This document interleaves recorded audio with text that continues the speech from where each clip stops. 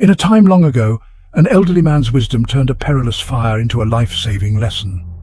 In the heart of a crisis, a wealthy man faced the unthinkable.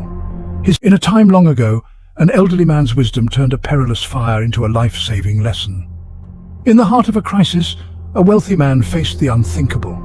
His house was on fire, and his young children, too absorbed in their games, couldn't see the peril surrounding them. Despite his pleas, they remained inside, unfazed. In a stroke of brilliance, the man promised them carts, each more appealing than the last, a goat cart, a deer cart, and an ox cart. The mere mention sparked their curiosity, and just like that, they rushed out, escaping the flames at the last moment. But the story doesn't end there. Instead of simple carts, the children were greeted by a magnificent jeweled carriage, far grander than promised, drawn by a regal white ox. This tale is more than a clever rescue.